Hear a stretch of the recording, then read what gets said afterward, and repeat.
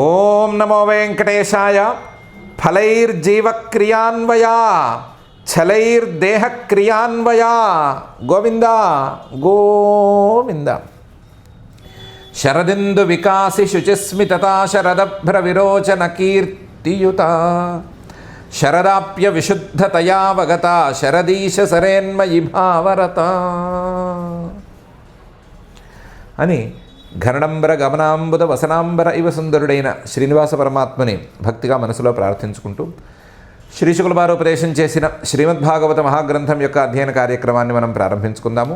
యథాప్రకారం ప్రార్థనా శ్లోకాలను చదువుకుని మంగళాచరణం చేసుకుందాము. శ్రీ గణేశ ప్రార్థన. నమామి దేవం గణనాథమీశం విఘ్నేశ్వరం విఘ్న వినాశదక్షం భక్తార్తిహం భక్త విమోక్షదీక్షం విద్యాప్రదం వేద నిదానమాద్యం. శ్రీ గురు ప్రార్థన. గురుర్బ్రహ్మా గురుర్విష్ణు గురుర్దేవో మహేశ్వర గురుః సాక్షాత్ పరం బ్రహ్మ తస్మై శ్రీ గురవే నమః. శ్రీనివాస ప్రార్థన. సంప్రాప్తి హేతు తపసే సంసృతేస్తాపసాయ చ సంపూజ్యమాస తపసే శ్రీనివాసాయ తే నమః. అథ సంకల్పః అస్మాకం ఉపాత్త సమస్త దురిత క్షయ ద్వారా బుద్ధిశుద్ధ్యర్థం విద్యాభివృద్ధ్యర్థం భక్తిజ్ఞాన వైరాగ్యాది తదనుకూల సర్వసంపత్సమృద్ధ్యర్థం శ్రీ పరమేశ్వర ప్రీత్యర్థం శ్రీమద్భాగవత పాఠం కరిష్యామహే. అస్య శ్రీమద్భాగవత స్తోత్ర మహామంత్రస్య నారద ఋషి బృహతి ఛందః శ్రీకృష్ణ పరమాత్మా దేవత బ్రహ్మబీజం భక్తిశక్తి జ్ఞానవైరాగ్యే కీలకం. అస్మాకం శ్రీమద్భగవత్ప్రసాదసిద్ధ్యర్థే పాఠే వినియోగః ధ్యానం నారాయణాఖిలగుణాకరగేహనీపం వ్యాసప్రసూతశుకశౌనకవాక్యదీపం సద్భక్తిభావభయమర్దనమంత్రజాపం మార్గం సమాశ్రయత భాగవతం ప్రతీపం. శ్రీ గురుభ్యో నమః. శ్రీశుకుల వారు శరత్కాల వర్ణనం చేస్తున్నారు. ఆ శరత్కాల వర్ణనంలో చివరి ఘట్టానికి వచ్చాము. వాటిల్లో ఆఖండ మండలో వ్యోమ్ని రరాజోడు గణైష్యసి యథా యదుపతి కృష్ణ వృష్ణిచక్రావృతో భువి అని మరొక శ్లోకాన్ని చెప్పారు. అఖండ మండలో వ్యోమ్ని రరాజ ఉడుగణైష్యసి. మామూలుగా వర్షాకాలంలో మబ్బులన్నీ మూసేయటం వలన అసలు చంద్రోదయం అయిందా లేదా, చంద్రుడు అసలు ఆకాశంలో బయటకు వచ్చాడా లేదా అని కనిపించటమే కష్టం. పౌర్ణమి రోజున నిండు చంద్రుడిని చూడటం చాలా చాలా కష్టం. అలాంటిది ఇప్పుడు శరత్కాలానికి వచ్చేసరికి అఖండ మండల తన పరిపూర్ణ కళలతో 15 కళలతో చంద్రుడు వ్యోమ్ని రరాజ మహారాజులాగా ఆకాశంలో మిగతా నక్షత్రాల కంటే కూడా ప్రకాశవంతంగా కనిపిస్తున్నాడు. ఉడుగణై ఆయనతో పాటు చిన్న చిన్న నక్షత్రాలు మినుకు మినుకుమంటూ కొంచెం దూరంగా రాజుగారికి భయపడుతున్న సేవకుల్లాగా దూరంగా కనిపిస్తున్నాయి. అఖండ మండలో వ్యోమ్ని రరాజోడుగణై శశి. యథా ఎలాగంటే యదుపతి కృష్ణ వృష్ణిచక్రావృతో భువి. శ్రీకృష్ణుడు భవిష్యత్తులో అనుకోవాలి ఈ ఉపమానం. భవిష్యత్తులో ఈ వృష్ణి వంశాల వాళ్ళందరూ ఈయన చుట్టూ చేరి ఉండగా వృష్ణి చక్రావృత యదుపతి యాదవులకు పతిగా యాదవులకు నాయకుడిగా, రాజులా కాదు యాదవులకు నాయకుడుగా, యాదవులలో ముఖ్యుడుగా వృష్ణి వంశాల వాళ్ళందరూ ఈయన చుట్టూ చేరి ప్రేమగా ఈయన్ని కొలుస్తూ ఉంటే ఈ భూమి మీద ఎంత అందంగా ఎంత అద్భుతంగా ప్రకాశించాడో ఈ శ్రీకృష్ణుడు ప్రకాశించబోతున్నాడో, లేకపోతే అలాగే చంద్రుడు కూడా ప్రకాశిస్తున్నాడు. అఖండ మండలో వ్యోమ్ని రరాజోడు గుణైశశి యథా యదుపతి కృష్ణో వృష్ణిచక్రావృతో భువి అని శ్రీశుకుల వారు అంటున్నారు. ఉపమానాన్ని ఉపమానంగానే ఉంచేసేసుకోవచ్చు. అయ్యో శ్రీకృష్ణుడు వృష్ణి వంశాల వాళ్ళందరికీ చాలా పూజ్యుడుగా గొప్పవాడుగా ఈ భూమి మీద రాజిల్లాడు అని చెప్పుకోవచ్చు. లేకపోతే మనం వెనకాల 6 శ్లోకాలకి చెప్పుకున్నటువంటి సాధనామయమైన ఉపమానాలని తీసుకుని ఆ ఉపాయాలన్నిటికీ సగుణ రూపంగా పరమాత్మ ఈ వృష్ణిచక్ర ఆవృత లేకపోతే యదుపతి అనే రూపంలో శ్రీకృష్ణుడిగా అవతరించాడు. ఆయన మీద భక్తిని గనక ఉంచుకున్నట్లయితే, ఆయన మీద భక్తిని ప్రీతిని పెంచుకున్నట్లయితే ఆ సాధన ముందుకు సాగుతుంది అనైనా చెప్పుకోవచ్చు. ఎలాగైతే ముకుందో వ్రజయోషితాం అన్నప్పుడు, అలాగే సత్వయుక్తం యథాచిత్తం శబ్దబ్రహ్మార్థ దర్శనం అనుకున్నప్పుడు ఈ ప్రశాంతమైన మనస్సుతో వేదార్థాన్ని తెలుసుకోవటం వీలవుతుంది అనే అర్థాలు చెప్పుకున్నాము. ఆ ప్రశాంతమైన మనస్సుతో పరమాత్మ మీద భక్తినే గనక పెంచుకున్నట్లయితే ఆయన తాపాలని హరిస్తాడు, లేదా జ్ఞానాన్ని సంపాదించి పెడతాడు. ఇలాంటివన్నీ కూడా కలుపుకోవచ్చు. అయితే ఆశ్లిష్య సమశీతోష్ణం ప్రసూన వనమారుతం జనాస్తాపం జహుర్గోప్య న కృష్ణహృత చేతస అని మరొక శ్లోకాన్ని శ్రీశుకుల వారు చెప్తున్నారు. వేసవి కాలంలోనేమో వేడి గాలి, వడగాలి వీచింది. అప్పుడేమో ఎండకి బాధపడ్డారు. ఎండ, వడగాలి వీటికి బాధపడ్డారు జనాలు. వర్షాకాలం వచ్చేసరికి మొదటి రోజు, రెండో రోజు బాగానే ఉంది. నిన్నటి వరకు వేడి గాలులు వీచినాయి. ఈరోజు చల్లగాలి వీచేసేసరికి బాగుంది. కానీ వర్షాలు అలా కురుస్తూనే ఉంటే, ఆ చల్లగాలి వీస్తూనే ఉంటే జనాలకి ముక్కు దెబ్బలు వేసినాయి, కష్టమైపోయింది. అదేమో వేడి గాలి, ఎక్స్ట్రీమ్ హాట్. ఇదేమో మరీ ఎక్స్ట్రీమ్ కోల్డ్ కాదు, కానీ కోల్డ్ వేవ్. ఈ రెండింటిని భరించలేకపోయారు జనాలు.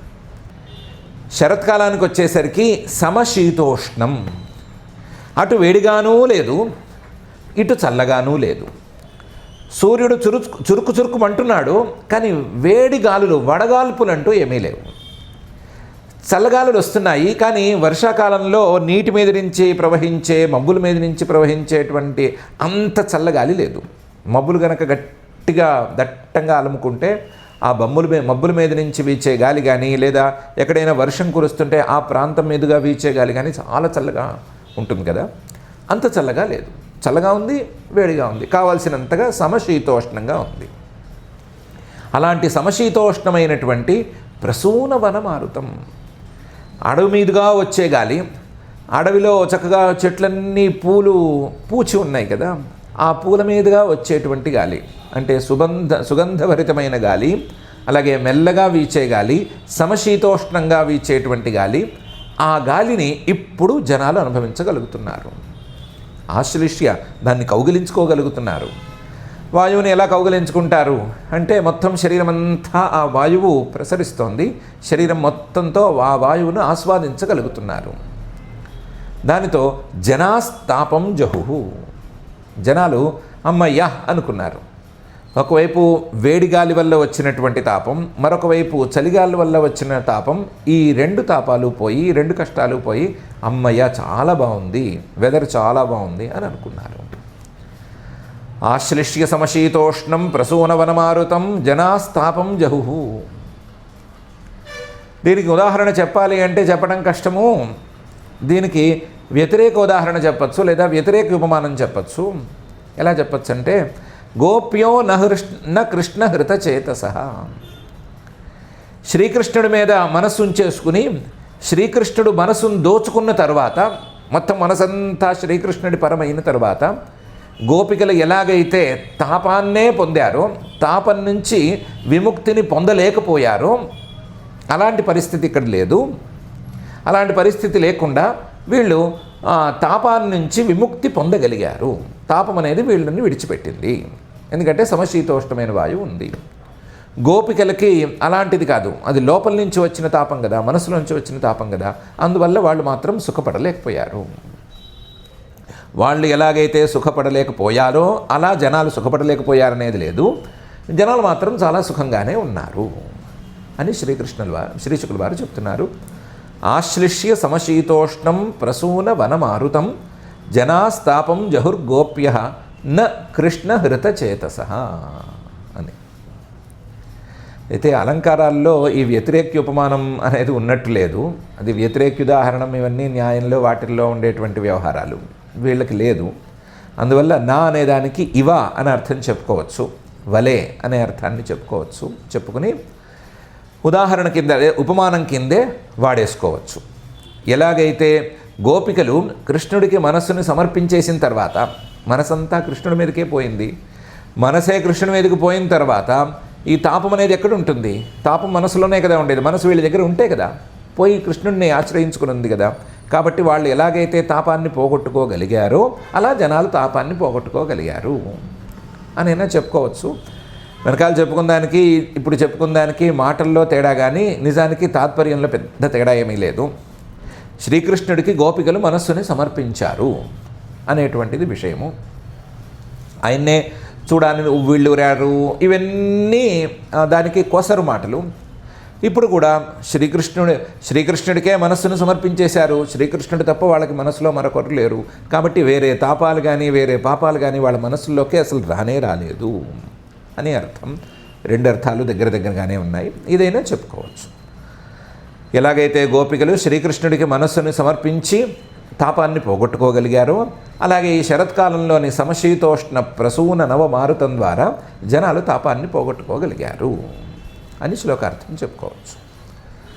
ఆశ్లిష్య సమశీతోష్ణం ప్రసూన వనమారుతం జనాస్తాపం జహుర్గోప్య న కృష్ణ హృతచేతసః అని ఈ శ్లోకం.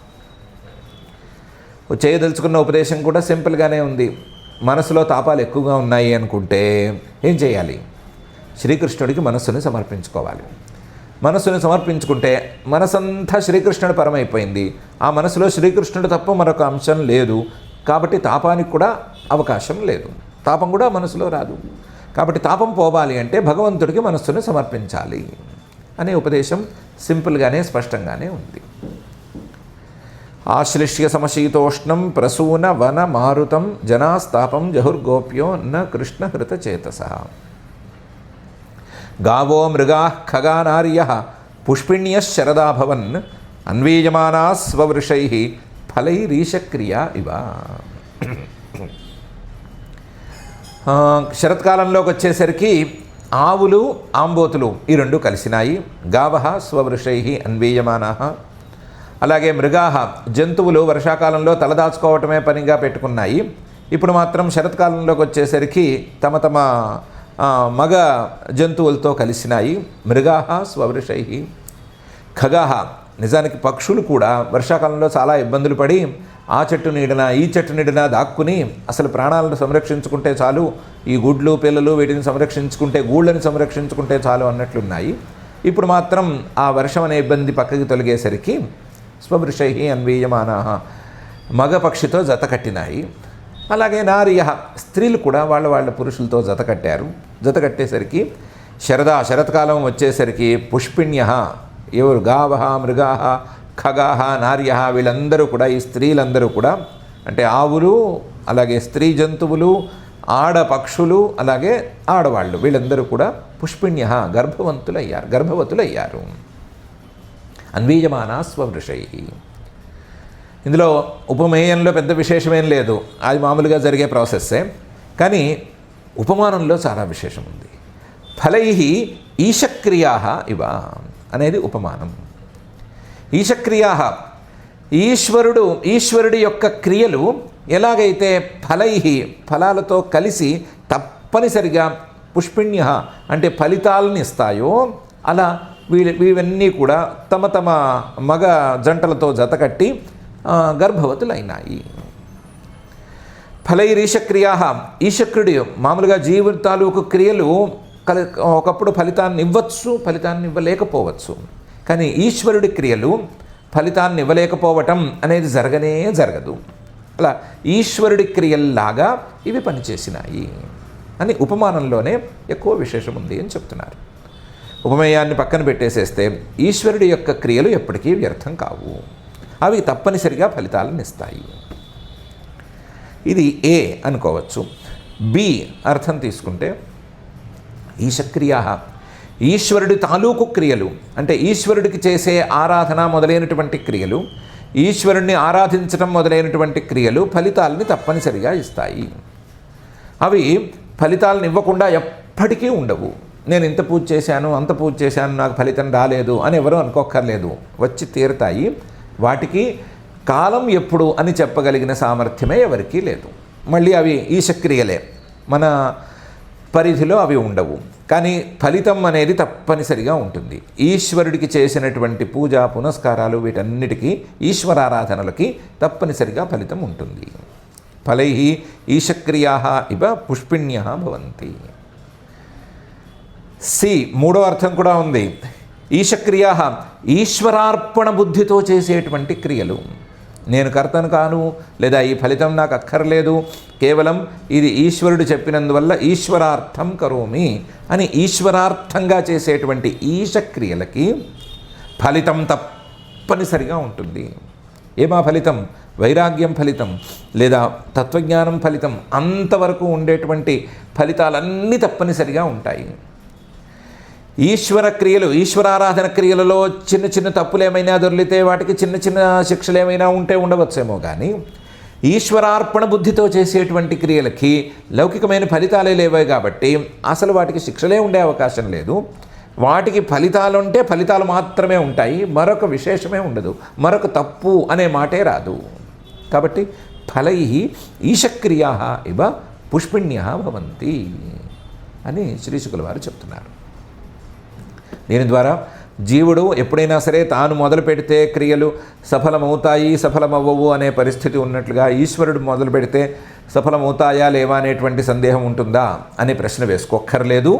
ఈశ్వర క్రియలు ఎప్పుడూ కూడా సఫలమవుతాయి అని తెలుసుకోవచ్చు. అదే సమయంలో అలాంటి ఈశ్వరుణ్ణి ఆరాధించటం లాంటి క్రియలకి ఫలితాలు తప్పనిసరిగా ఉంటాయని తెలుసుకోవచ్చు. ఈశ్వరార్పణ బుద్ధితో చేసేటువంటి కర్మలకి ఫలితాలు సందేహమే లేకుండా ఉంటాయి అని తెలుసుకోవచ్చు.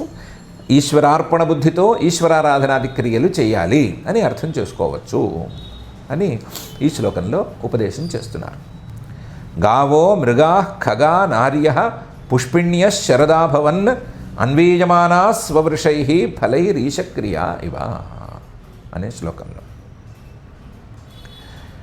తర్వాత శ్లోకంలో ఉదహృష్యన్ వారిజాని సూర్యోత్థానే కుముద్వినా రాజ్ఞాతు నిర్భయాలోకా యథా దస్యోన్ వినా నృప అని అంటున్నారు. ఉదహృష్యన్ వారిజాని సూర్యోత్థానే కుముద్వినా. వర్షాకాలంలో చెరువులు నిండుగా ఉన్నాయి. నిండుగా ఉన్నందువలన తామర పువ్వులకి తలెత్తి పైకి చూసే అవకాశమే లేదు.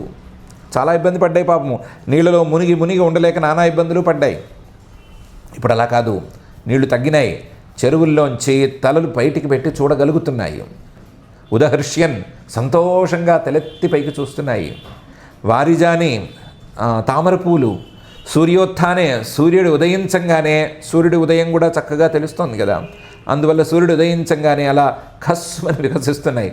పూలు ఖస్మని వికసించవు కానీ తొందరగా వికసిస్తున్నాయి. కుముద్విన ఈ తామర పూలకి పోటీగా రాత్రిపూట వికసించేటువంటి కలువ పూలు వెంటనే ముడుచుకుంటున్నాయి. రాత్రిపూట కలువ పూలు వికసిస్తాయి, పొద్దునపూట తామర పూలు వికసిస్తాయి.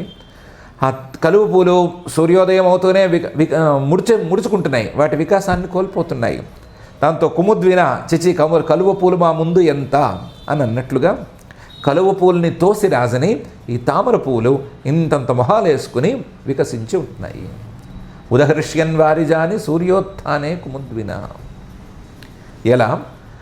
రాజ్ఞాతు నిర్భయాలోకా యథా దస్యోన్ వినా నృప. నృపావ పరీక్షిత్తు. రాజుగారు కనుక ఉదయిస్తే, రాజుగారు కనుక సరిగ్గా పాలన చేస్తే ప్రజలందరూ నిర్భయంగా ఎలాగైతే మొహాల్ని వికసింపజేసుకుని తిరుగుతారో, లేదా సంతోషంగా ఒంటి మీద నగలు నట్రా అంతా పెట్టుకుని తిరుగుతారో, హాయిగా అర్ధరాత్రి అపర్రాత్రి అనే భయం లేకుండా వీధులంబడి తిరుగుతారో, అలా ఈ తామర పూలు తిరుగుతున్నాయి. రాజ్ఞాతు నిర్భయాలోకా యథా దస్యోన్విన. రాజుగారు కనుక సరిగ్గా పని చేయకపోతే, రాజుగారు కనుక సరిగ్గా పాలన చేయకపోతే, సరిగ్గా బందిపోట్లని దొంగల్ని వీళ్ళందరినీ అణచకపోతే, వాళ్ళకేదో సపోర్ట్ చేస్తున్నట్టు ఉండకపోతే,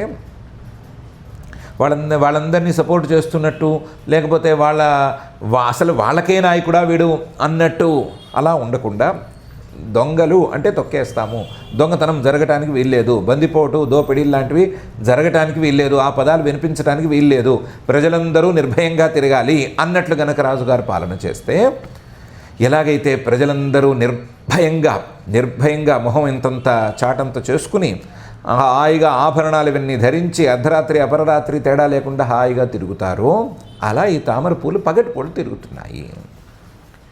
నృప, నీకు తెలుసు అడ్మినిస్ట్రేషన్ అనేది ఎలా ఉండాలని తెలుసు, పాలన ఎలా ఉండాలి, లా అండ్ ఆర్డర్స్ని ఎలా మెయింటైన్ చేయాలి, దానికి ఎవరిని ఎప్పుడు ఎలా దెబ్బతీయాలి, ఇవన్నీ నీకు తెలుసు. అసలు లా అండ్ ఆర్డర్ని మెయింటైన్ చేయకుండా, దాన్ని సరిగ్గా చూడకుండా అసలు పాలన అనేది చల్లదు, వెళ్ళదు, ముందుకు వెళ్ళదు. దాన్ని పాలన అనరు. ఆ పాలన చేస్తేనే రాజుగారిని ప్రజలు గుర్తిస్తారు. ఆ పాలన చేస్తేనే ప్రజలందరూ నిర్భయంగా తిరుగుతారు. ప్రజలందరూ నిర్భయంగా సంతోషంగా తిరిగితేనే ఆ రాజుని సీట్లో కూర్చోబెడతారు. లేకపోతే ప్రజల్లో ఎప్పుడైనా రివల్యూషన్ లాంటివి రావచ్చు, అధికారం అనేది పోవచ్చు. అలా పోయిన సందర్భాలు కూడా ఉన్నాయి. ప్రజలకు మరీ కోపం కూడా తేకూడదు, ప్రజల్ని కూడా చూసుకోవాలి. ప్రజల తాలూకు సౌకర్యాలను చూడటమే రాజుగారి విధి. ఆ విధులన్నిటినీ నువ్వు పాటించావు, ఆ విధులు నువ్వు చేశావు, కలిపురుషుడిని దెబ్బతీశావు, కలిపురుషుడు నీ మీద దాడి చేస్తున్నాడు అంటే వెళ్ళి కలిపురుషుడిని కాస్త వంచి కూడా వచ్చావు. అలా ఉండాలి రాజులంటేను. అలాగే ఇప్పుడు సూర్యుడు ఉన్నాడు, సూర్యుడి తాలూకు ప్రభావానికి తామరపూలు ఉన్నాయి అని ఉపదేశంతో పాటుగా ఉపమానం కూడా చెప్పారు. ఉదహృష్యన్ వారిజాని సూర్యోత్థానే కుముద్వినా రాజ్ఞాతు నిర్భయా లోకా యథా దస్యోన్ వినా నృప అని. మరి రాజులకి మాత్రమే, నాయకులకి పాలకులకి మాత్రమే ఉపదేశంగా ఉంది, మిగతా వాళ్ళకి ఉపదేశంగా లేదు అంటే కొంచెం మార్చుకుని అందరికీ ఉపదేశంగా కూడా చెప్పుకోవచ్చు. మనసులో భావాలని అడ్డం పెట్టి, మనసులో మంచి భావాలు చెడు భావాలను ఉంటే చెడు భావాలని అణిచివేసేటువంటి ధర్మబుద్ధిని, చెడు భావాలని అణిచివేసేటువంటి సాధన బుద్ధిని దీన్ని రాజుగా చేసుకుని, ధర్మబుద్ధి అని పెట్టుకుంటే చాలు, ధర్మబుద్ధిని రాజుగా చేసుకుని ఆ ధర్మబుద్ధితో చెడు భావాలన్నిటినీ అణిచేసేసేయాలి.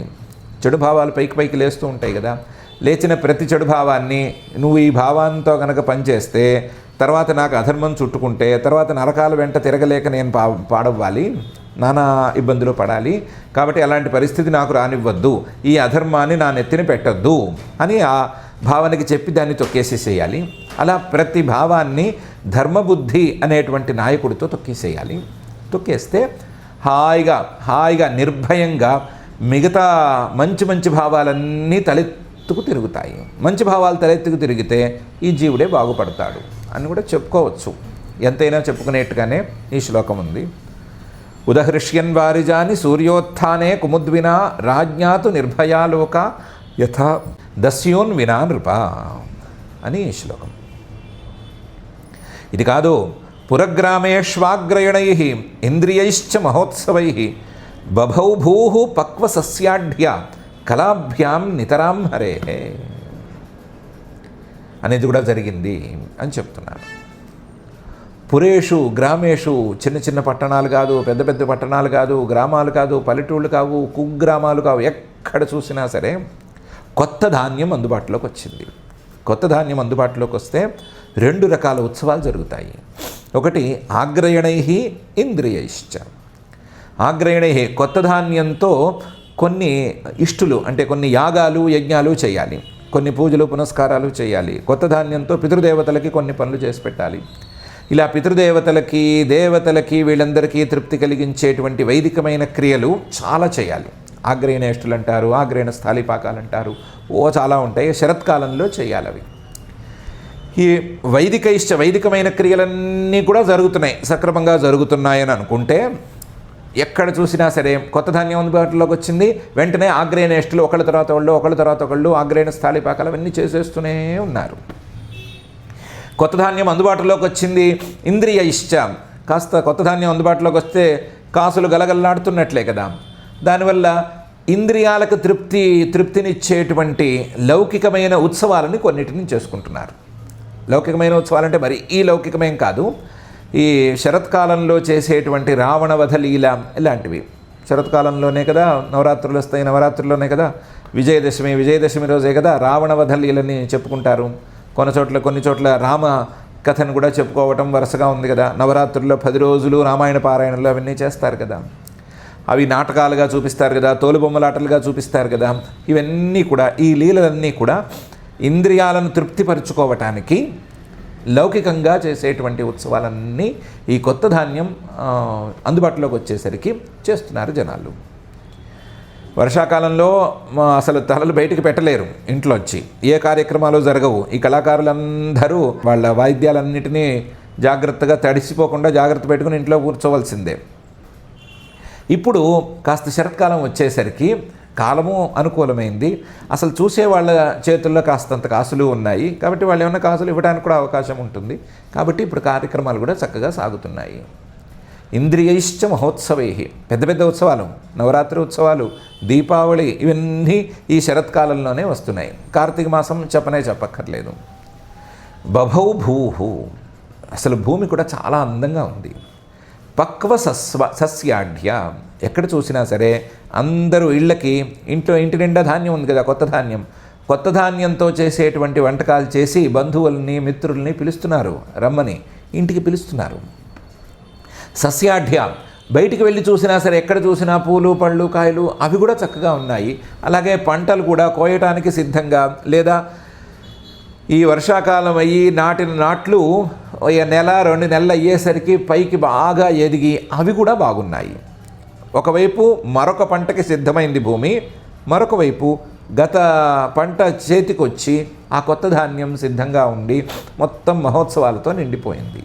ఎక్కడ చూసినా సరే పొలాలకు వెళితేనేమో పచ్చగా కనిపిస్తున్నాయి పొలాలు, ఇళ్ళకి వెళితేనేమో కొత్త ధాన్యంతో చేసిన వంటకాలే కనిపిస్తున్నాయి. కొత్త ధాన్యంతో ఏ రోజుకు ఆ రోజు వంటకాలు చేయటం, ఎవరికి వాళ్ళ బంధుమిత్రులను పిలిపించి వాళ్ళకు కూడా భోజనాలు పెట్టుకోవటం లాంటివి చేస్తున్నారు. ఏదైనా కొత్త ధాన్యం లాంటివి వస్తే అందరినీ పిలవాలి కదా, పెట్టాలి కదా, మనము పెట్టాలి, ఎవరైనా పెడితే వెళ్ళి తినవచ్చు, తప్పేమీ లేదు కదా. అది లౌకికమైనటువంటి ఇచ్చిపుచ్చుకునే ధోరణి కదా. స్నేహాలను పెంచుకోవటానికి ఇదే కదా దారి, లేకపోతే స్నేహం ఎక్కడ పెరుగుతుంది? ఎవరికి వాళ్ళ ఇళ్లలో ఉండి ఇద్దరు హోటల్స్లోనో మరో చోటనో కలిస్తే ఏమి స్నేహం ఉన్నట్లు? ఎక్కడో కలిసి ఎక్కడో తింటే ఏమి స్నేహం అది? వీళ్ళ ఇంటికి వంట చేసి వాళ్ళని పిలిచి, వాళ్ళ ఇంట్లో వంట చేసి వీళ్ళని పిలిచి, ఇలా ఒకరికొకరు వెళితే స్నేహాలు అభివృద్ధి అయినట్లు. కాబట్టి అలా స్నేహాన్ని అభివృద్ధి చేసుకునేటువంటి ఉత్సవాల్ని చేసుకుంటున్నారు. బభౌ భూహు పక్వ సస్యాఢ్య కళాభ్యాం నితరాం హరేహే. దానికి ఉదాహరణ ఏంటంటే, ఉపమానం ఏంటంటే, శ్రీహరి యొక్క కళలు, శ్రీకృష్ణుడు బలరాముడు అనేటువంటి 2 కళలు, ఆ 2 కళలు భూమి మీదకు అవతరించినప్పుడు ఎన్ని ఉత్సవాలు జరిగినాయి గోకులంలో కానీ, మధురలో కానీ, బృందావనంలో కానీ, లేకపోతే భవిష్యత్తులో ద్వారకలో కానీ ఎన్ని ఉత్సవాలు జరిగినాయి. ఆ 2 కళలు భూమి మీద ఉన్నంతసేపు ఎన్ని రకాల ఉత్సవాలు చేసుకున్నారు వాళ్ళు, లెక్కలేదు కదా. అన్ని రకాల ఉత్సవాలు ఈ శరత్కాలంలో మిగతా వాళ్ళకి నడుస్తున్నాయి. పురగ్రామేష్వాగ్రయణై ఇంద్రియైశ్చ మహోత్సవై బభౌ భూహు పక్వ సస్యాఢ్య కళాభ్యాం నితరాం హరేహే అని శ్రీశుకుల వారు చెప్తున్నారు. ఆశ్చర్యంగా ఏంటంటే, ఇందులో ఉపమానంలో పెద్దగా ఉపదేశం ఏం చేసినట్లేదు. శ్రీహరి యొక్క 2 కళలు ఉత్సవాల్ని తెచ్చిపెడుతుంది అనే ఉపమానంలో ఉంది. ఉపదేశం పెద్దగా ఏం లేదు, ఉపమేయంలోనే ఉపదేశం ఉంది. కొత్త ధాన్యం అందుబాటులోకి వస్తే వేరే ఏం చేయకూడదు, ముందు ఆగ్రయణాదులు చేసి దేవతల్ని పితృదేవతల్ని తృప్తిపరచాలి. 2 ఉత్సవాలు చేసుకోవచ్చు. ఆ ఉత్సవాలు కూడా ఇంద్రియాలకు మంచి తృప్తిని ఇచ్చేటట్లుగా ఉండాలి. రామలీల, నవరాత్రులు, ఈ దీపావళి ఇలాంటి మహోత్సవాలు, ఏదో శ్రీకృష్ణుడు నరకాసురుణ్ణి వధించే ఘట్టాలు, లేదా శ్రీరాముడు రావణుడి మీద విజయాన్ని సాధించే ఘట్టాలు, ఇలాంటివి చెప్పుకుంటూ తోలుబొమ్మలాట లాంటివి చూసుకుంటూ, మరొకటైనా పర్వాలేదు, ఏమైనా పర్వాలేదు, మంచివి చూసుకుంటూ మంచి ఇంద్రియ తృప్తిని సాధించుకోవచ్చు. అలాగే ఈ పక్వాన్నాలతో ఎవరినైనా బంధుమిత్రులను పిలిచి ఉత్సవాలు చేసుకోవచ్చు. అలాగే తమ పాడి పంటల్ని పెంచుకోవటంలో ఎవరికీ అభ్యంతరం లేదు. మంచిని పెంచుకోవటానికి ఈ కాలాన్ని వాడుకోవచ్చు. మంచిని అన్ని విధాలుగా లౌకికంగాను వైదికంగాను పెంచుకోవటానికి ఈ కాలాన్ని వాడుకోవచ్చు. అంతే తప్ప చేతికి డబ్బులు వచ్చినాయి కదా అని దుర్వ్యసనాలు చేసుకుని ఆ వ్యసనాల ద్వారా తృప్తి పొందుదామని అనుకుని, ఎలాగో పండగే కదా అని పండగ అంటే ప్రత్యేకించి కొన్ని పనులు చేయాలి అని ఆ పనులు చేసి ఇలా కాలక్షేపము, వ్యర్థంగా డబ్బుల్ని పాడు చేయటము చేయకూడదు అనేటువంటి ఉపదేశం కనిపిస్తుంది. ఆ ఉపదేశం ప్రత్యేకించి కనిపిస్తోంది. ఏంటంటే డబ్బులు వస్తే వ్యసనాలతో దాన్ని పాడు చేయకూడదు, ఉత్సవాలతోనూ, అందులోనూ వైదిక లౌకిక ఉత్సవాలతో ఆ డబ్బుల్ని ఖర్చు పెట్టుకుని ఇంద్రియ తృప్తిని సాధించుకోవచ్చు, అలాగే పైన కూడా మంచి దారిని చూసుకోవచ్చు అనేటువంటి ఉపదేశమే కనిపిస్తుంది. పురగ్రామేష్వాగ్రయణై ఇంద్రియైశ్చ మహోత్సవై బభౌ భూ పక్వసస్యాఢ్య కళాభ్యాం నితరాం హరే అని. దీని తర్వాత వణింగ్ ముని నృపస్నాతా నిర్గమ్యార్థాన్ ప్రపేదిరే వర్షరుద్ధా యథాసిద్ధా స్వపిండాన్ కాల ఆగతే అని ఈ అధ్యాయంలో చివరి శ్లోకం చెప్తున్నారు. వణిక్ వర్షాకాలంలో వ్యాపారులు వాణిజ్యం చేసేటువంటి వాళ్ళందరూ ఎక్కడికి వెళ్ళలేక ఇంట్లోనే కూర్చున్నారు. బట్టల వ్యాపారులు వర్షాకాలంలో ఎక్కడికి వెళ్తారు? ఉన్నవన్నీ తడిసిపోవు. మరొక వ్యాపారులు మాత్రం వర్షాకాలంలో ఎక్కడికి వెళ్తారు? జారి పడిపోరు, లేకపోతే వర్షంలో ఇబ్బంది పడరు. అందువల్ల వ్యాపారాలు సరిగ్గా సాగలేదు. వాళ్ళు అన్ని మూటలు కట్టుకుని ఇంట్లోనే కూర్చున్నారు. అలాగే మునయ సన్యాసులు కూడా ఏమీ కదలకుండా అలాగే కూర్చున్నారు. వర్షాకాలంలో వాళ్ళు బయటికి రారు. ప్రాయేణ ప్రావృషి ప్రాణి సంకులం వర్త్మదృశ్యతే అతస్తేషాం అహింసార్థం అని అనుకుని వాళ్ళు వర్షాకాలంలో ప్రాణులు ఎలా పడితే అలా తిరుగుతూ ఉంటాయి. అడుగులు గనక వేస్తే ఆ అడుగులు ప్రాణుల మీద పడే అవకాశం ఉంది, ఆ ప్రాణులకి హింస జరిగేటువంటి అవకాశం ఉంది. అందువల్ల ఈ వర్షాకాలంలో మాత్రం ఎక్కడికి వెళ్ళము, ఇక్కడే కూర్చుంటాము అని ఆషాఢ పూర్ణిమ నుంచి నిజానికి కార్తీక పూర్ణిమ వరకు ఉండొచ్చు, లేదా ఆషాఢ పూర్ణిమ నుంచి భాద్రపద పూర్ణిమ వరకు ఎక్కడికి వెళ్లకుండా ఒక చోట కూర్చుంటారు. వాళ్ళు 4 మాసాలు ఉండవచ్చు. పక్షావై శృతి చోదితా అని 4 మాసాల బదులు 4 పక్షాలైనా ఉండవచ్చు అని 2 రకాలుగా ఉంది. ఆ 2 రకాల్లో పక్షాలు కానీ 4 పక్షాలు కానీ అంటే 2 మాసాలు కానీ 4 మాసాలు కానీ ఒక చోట కూర్చుని ఉంటారు. వాళ్ళు కూడా ఈ వర్షాకాలంలో బయటికి వెళ్ళరు. నృపాహ రాజులు కూడా దిగ్విజయ యాత్రకి పొరపాటును కూడా వర్షాకాలాన్ని ఎంచుకోరు. వర్షాకాలం ఎంచుకున్నారంటే అంతే సంగతులు అవుతుంది. ఏ బురదలో సైనికులు ఇరుక్కుంటారో తెలియదు, ఏ నదుల్లో వీళ్ళు అడ్డం పడిపోయి ఇబ్బంది పడతారో తెలియదు. అందువల్ల దిగ్విజయం కాస్త మరొకటి అయిపోతుంది. కాబట్టి వర్షాకాలంలో పొరపాటును కూడా వాళ్ళు బయటికి దిగ్విజయ యాత్రకి వెళ్ళరు. సామాన్యంగా దిగ్విజయ యాత్రకి ముహూర్తం పెట్టుకునేది విజయదశమి. విజయదశమి వరకు ఆగుతారు. విజయదశమికే దిగ్విజయ యాత్రకి ముహూర్తం పెట్టుకుంటారు. కాబట్టి వాళ్ళు బయటికి రావట్లేదు.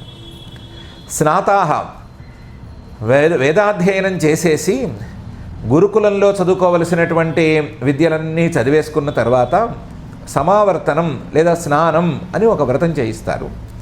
ఆ వ్రతం చేయించిన తర్వాత నాయన నువ్వు సంవత్సరం పాటు కనీసం బయట తిరిగి లోకం అంటే ఏంటి కాస్త తెలుసుకురా నాయన అని పంపిస్తారు. జనరల్ నాలెడ్జ్ కావాలి కదా. అంతవరకు గురుకులంలో కూర్చున్న వాడికి పాపం జనరల్ నాలెడ్జ్ అంటూ ఏముంటుంది? ఆ జనరల్ నాలెడ్జ్ కోసం పాకులాడితే గురుకులంలో విద్య ఏమవుతుంది? విద్యాభ్యాస కాలంలో విద్యాభ్యాసానికి జనరల్ నాలెడ్జ్కి పొంతన చేయటం అనేది తప్పు. ఒక రకంగా తప్పు. అది అక్కర్లేదు. విద్యార్థులకి వాళ్ళకి కాస్త విద్య మీద శ్రద్ధ, అలాగే వాళ్ళు చదువుకునేటువంటి పాఠ్యాంశాల మీదే పూర్తిగా ఏకాగ్రత ఉంటే చక్కగా సాగుతుంది. విద్యాభ్యాసం పూర్తయిన తర్వాత వాళ్ళ బుద్ధి కాస్తంత వికసించిన తర్వాత కాస్త టైం ఇస్తే ఎంతలో లౌకికం ఎంతసేపు అబ్బాలి, ఈ జనరల్ నాలెడ్జ్ అనేది ఎంతసేపు అబ్బాలి, జీకే ఎంత కష్టం, అదేం కష్టం కాదు కదా. అది మెల్లగానే అబ్బుతుంది. ఈ లోపల ఎలాగూ గాలివాటాను వచ్చే నాలెడ్జ్ని ఎవరూ ఆపలేరు, అది వేరే సంగతి. అలా వాళ్ళు స్నానం అయిన తర్వాత, ఈ వ్రతం అయిన తర్వాత నాయనా నువ్వు సంవత్సరం పాటు తిరిగిరా, లోకం ఎలా ఉందో కాస్తంత కనిపెట్టు అని చెప్పి పంపిస్తారు. కుదిరితే ఎక్కడెక్కడ ఏ కొత్త విద్యలు ఉంటాయో అవి కూడా నేర్చుకునిరా అని కూడా చెప్పి పంపిస్తారు. ఈ సంవత్సరం తిరిగి వచ్చిన తర్వాత మళ్ళీ వివాహం, కుటుంబం లేదా వైరాగ్యం ఉంటే సన్యాసం, ఇలాంటివన్నీ జరుగుతాయి.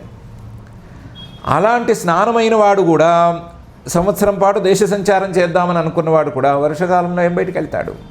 బయటికి అడుగులు పెట్టలేడు కదా. అతను కూడా అలాగే కూర్చున్నాడు. వణిక్ ముని నృప స్నాతాహ వర్ష రుద్ధాహ, వర్షాకాలంతో వాళ్ళ పనులు సాగక అలా కూర్చున్నారు. వీళ్ళలో వణిక్కి అసలు పనే కాదు, వ్యాపారికి అసలు పనే కాదు, రాజు కూడా వర్షాకాలంలో పని కాదు, స్నానం చేసి విద్యాధ్యయనం కోసం బయటికి వెళ్ళవలసిన వాడికి పని కాదు. కాబట్టి వాడికి దృష్టార్థం. ఈ మునులకి యతులకి మాత్రం అదృష్టార్థం. బయటికి వెళ్ళకూడదు, ఆ 4 నెలలు లేదా 4 పక్షాలు బయటికి వెళ్లకుండా, వర్షాకాలంలో బయట సంచరించకుండా ఉండాలి అనేటువంటిది వాళ్ళకి విధి. కాబట్టి వాళ్ళకి అదృష్టార్థం. దృష్టార్థమో అదృష్టార్థమో వాళ్ళు వర్షరుద్ధాః, వర్షంతో ఏమీ చేయలేక ఒకచోట ఆగిపోయారు. ఇప్పుడేమో శరత్కాలంలో వర్షాలు ఆగిపోయినాయి. దాంతో నిర్గమ్య మొత్తం 4 బయటకు వచ్చేశారు. వణిక్ గారేమో ఆయన వాణిజ్యం కోసం మొత్తం మూటలన్నీ తీసుకుని బయటకు వచ్చేసేసాడు.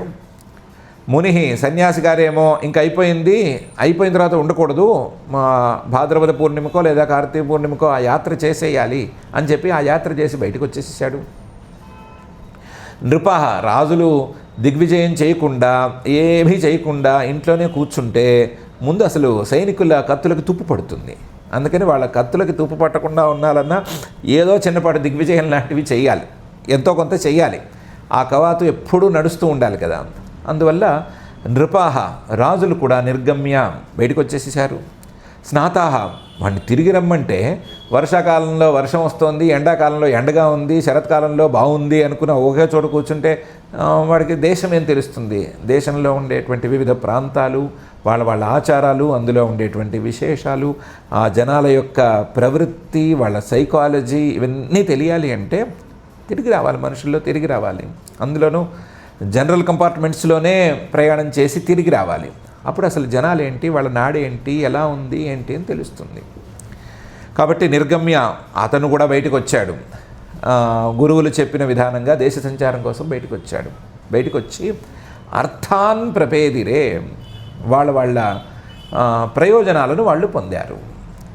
వ్యాపారికేమో వాణిజ్యం చక్కగా సాగింది, మునిగారికేమో స్వతంత్రంగా వాళ్ళకి అసలు సిసలు నియమం ఏంటంటే గ్రామైక రాత్రం, ఒక రాత్రి పూట ఒక గ్రామంలో ఒక రాత్రి మాత్రమే నివాసం ఉండాలి అనే నియమం.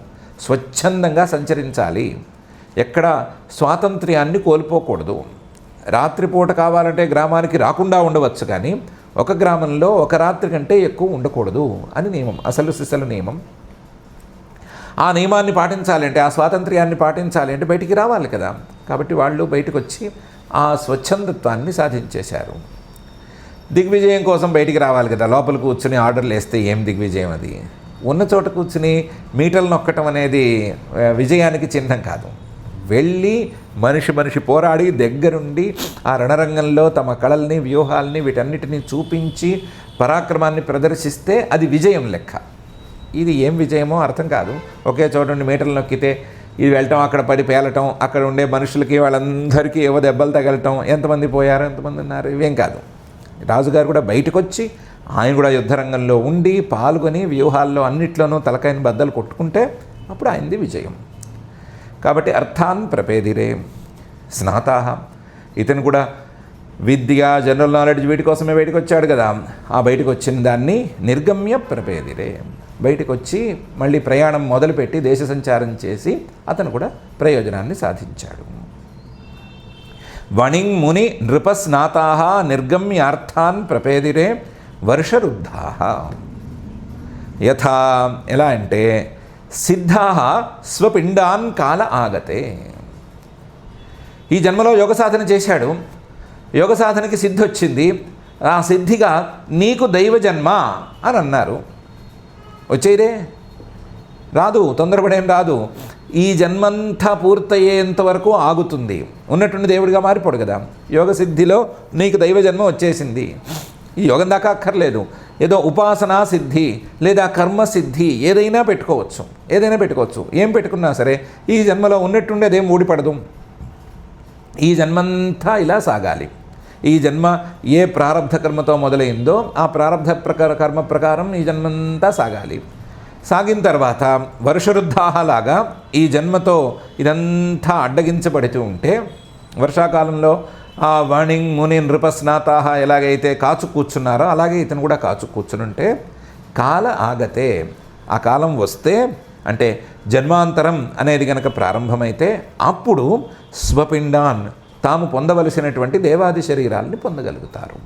ఎలాగైతే వాళ్ళు దేవాది శరీరాలని పొందటానికి కొంతకాలం వేచి చూడవలసి ఉంటుందో అలాగే వీళ్ళందరూ కూడా వేచి చూడవలసి ఉండింది. ఇప్పుడు ఆ కాలం వచ్చేసేసరికి వాళ్ళు బయటకు వచ్చారు. అర్థాన్ ప్రపేదిరే. ఎలాగైతే అతను కొత్త జన్మ కొత్త దేహం ప్రారంభం అయ్యేసరికి మిగతా కర్మల్ని వాటన్నిటినీ తోసిరాజని ఈ ఉపాసనా బలం, ఈ యోగ సిద్ధి బలం లేదా ఈ పూజా ఫలం ఇవన్నీ కూడా పనిచేస్తే దేవాది శరీరాలను పొందగలుగుతున్నాడో అలా వీళ్ళందరూ తమ తమ ప్రయోజనాలని పొందగలుగుతున్నారు అని ఈ శ్లోకంలో చెప్తున్నారు. వణింగ్ ముని నృపస్నాతా నిర్గమ్యార్థాన్ ప్రపేదిరే వర్షరుద్ధా యథా సిద్ధా స్వపిండాన్ కాల ఆగతే అని. నిజానికి ఇందులో ఉపమానంలోనే చాలా విశేషం ఉంది. ప్రతి వాళ్ళకి ఒక్కసారి కేశవాయ నమః అంటే చాలు ఎంత పుణ్యం వచ్చింది అని ఒకటే తపన. జపం పొరపాటున ఏదైనా మంత్రం జపం చేశాము అనుకుంటే చాలు, ఈరోజు 108 చేశాం కదా, ఏం వచ్చి ఉంటుంది, స్వర్గంలో మనకి ఏం సింహాసనం వేసి ఉంటారు, లేదా మనం ఏమన్నా చెప్పేస్తే అది నిజమైపోతుందా, మనకి ఏమన్నా సిద్ధి వచ్చేసిందా, ఈ సిద్ధితో నీళ్లు తీసుకుని ఇలా ఎవరినే తినైనా వేసేయచ్చా, శాపాలు పెట్టేయచ్చా, ఇలాంటివన్నీ చాలా చాలా ఆలోచనలు ఉంటాయి. మిగతా వాళ్ళకి ఏమిటో ఇవేంటి అన్నట్టు ఉంటుంది, కానీ మొదలు పెడితే ఈ ఆలోచనలు అందరికీ వస్తాయి. ఆ ఆలోచనలు పెట్టుకోవద్దు. అది కాదు, సిద్ధి వచ్చినా సరే ఈ ప్రారబ్ధ జన్మ ఇలా సాగుతూనే ఉండాలి. ప్రారబ్ధం ఇది ఇలాగే నడుస్తుంది. ఆ సిద్ధులకి ఫలితం లేదని కూడా అనుకోవద్దు. సిద్ధులకి ఫలితం ఉంటుంది. అది కాల ఆగతే, కాలం వచ్చినప్పుడు. కాలం రాకుండా ఉత్తినే ఫలితం రావాలి అని తపన పడటం అనేది సరి అయింది కాదు. అలా వద్దు. కాలం వచ్చినప్పుడు సిద్ధులకి ఫలితం తప్పనిసరిగా ఉంటుంది అని చూసుకోవండి అని చెప్పదలిచి ఈ శ్లోకాన్ని ఇలా తీసుకొచ్చారు. వణింగ్ ముని నృపస్నాతా నిర్గమ్యార్థాన్ ప్రపేదిరే వర్షరుద్ధా యథా సిద్ధా స్వపిండాన్ కాల ఆగతే అనే ఈ శ్లోకం. ఈ శ్లోకంతో 49 శ్లోకాలు ఉన్నటువంటి 20వ అధ్యాయం ప్రావృడ్ చరద్ వర్ణనం అనే పేరు కలిగిన అధ్యాయం 10వ స్కంధంలో పూర్వార్ధంలో 20వ అధ్యాయం ఇక్కడికి పూర్తయిపోయింది. ఈ అధ్యాయంలో ప్రావరుడ్ వర్ణనం, వర్షాకాల వర్ణనం ఉంది. ఆ వర్షాకాలంలో బలరామకృష్ణులు ఎలా ఆడుకోగలిగారు అనేటువంటి అంశం ఉంది. ఆటలు చాలా తక్కువ, ఎంజాయ్మెంటే ఎక్కువ. తర్వాత శరత్కాల వర్ణనం ఉంది. అటు వర్షాకాల వర్ణనంలోనూ శరత్కాల వర్ణనంలోనూ ప్రతి శ్లోకంలోనూ ఉపమానోపదేశం, ఆ ఉపమానోపదేశం ద్వారా మరొక కొత్త ఉపదేశం అనేటువంటి అంశాలున్నాయి. ఒక కావ్యం అనే దృష్టితో చూసుకున్నప్పుడు చాలా ఉత్తమమైన స్థాయిలో ఈ శ్లోకాలను నడిపించారు. మనం కేవలం ఉపమానంతో ఆగిపోయాము. చాలా చాలా అలంకారాలను పెట్టారు. ఉపమాలంకారం పెట్టినప్పుడు కూడా ఆ ఉపమాలంకారాన్ని సమర్థించేటువంటి అలంకారాలు చాలా వస్తాయి. వాటన్నింటి గురించి మనం చర్చించుకోవద్దని ముందే అనుకున్నాము. అలాంటి అలంకారాలు, కొన్ని చోట్ల చిన్న చిన్న ధ్వనులు, ఇవన్నీ కూడా పెట్టి చాలా చక్కగా నడిపారు. ఉపదేశపరంగా చూసుకున్నప్పుడు ఇంకా అద్భుతంగా నడిపారు. మానవుడికి కావలసినటువంటి ఒక సమగ్రమైన ఉపదేశాన్ని ఇందులో జొప్పించి పెట్టగలిగారు. ప్రకృతి అంశాలను మాత్రమే తీసుకుని ఆ ప్రకృతి అంశాల్లోనే మానవుడికి కావాల్సినటువంటి సమగ్రమైన ఉపదేశం, లౌకికమైన ఉపదేశం, ధార్మికమైన ఉపదేశం, సాధనాపరమైన ఉపదేశం, యౌగికమైన ఉపదేశం, లేదా తత్వజ్ఞానానికి సంబంధించిన ఉపదేశం, అజ్ఞానం దాని వ్యవహారాలకి సంబంధించిన ఉపదేశం, అన్నిటినీ కూడా చక్కగా చేసి పెట్టారు. కాబట్టి ఉపమానపరంగాను ఉపదేశపరంగాను రెండు రకాలుగాను చాలా ఉత్తమ స్థాయిలో కావ్యంగా పరిగణించబడవలసినటువంటి అధ్యాయం ఇది, 20వ అధ్యాయం. దీన్ని మనం యథాసంభవంగానే అధ్యయనం చేసుకున్నాము. లోతులు చాలా ఉంటాయి, అంత లోతుల్లోకి మనం వెళ్ళలేమని అనుకున్నాము. మనం వెళ్ళగలిగినంత లోతుకు మాత్రం వెళ్ళాము.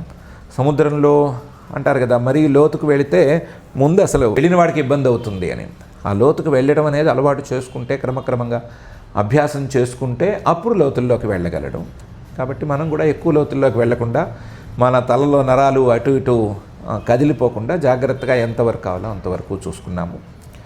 ఈ ఉపమానోపదేశాలు లేదా ఈ ధార్మికాది ఉపదేశాలు ఇవన్నీ మన మనసుకి హత్తుకుని మన చుట్టూ ఉండేటువంటి ప్రపంచం ద్వారా మనం తెలుసుకోవాల్సిన అంశాలన్నీ మనం అర్థం చేసుకుని సరి అయిన దారిలో ధార్మికంగా నడుచుకుని ఆ పరమాత్మ మీద భక్తి కలిగి మనం కూడా సార్థక జీవులం అవ్వాలి అని ఆ ఘనడంబర గమనాంబుద వసనాంబుర ఇవ సుందరుడైనటువంటి శ్రీనివాస పరమాత్మని భక్తిగా మనం ప్రార్థించుకుందాము. ప్రార్థనా శ్లోకాలను, క్షమాప్రార్థనాది శ్లోకాదులను చెప్పుకుని ఈ కార్యక్రమాన్ని ఇంతటితో పూర్తి చేసుకుందాము.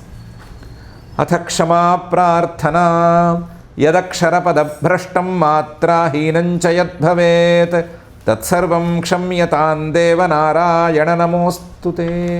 అథ భగవత్సమర్పణం కాయేన వాచా మనసేంద్రియైర్వా బుద్ధ్యాత్మనా వా ప్రకృతే స్వభావాత్ కరోమి యద్యత్ సకలం పరస్మై నారాయణాయేతి సమర్పయామి.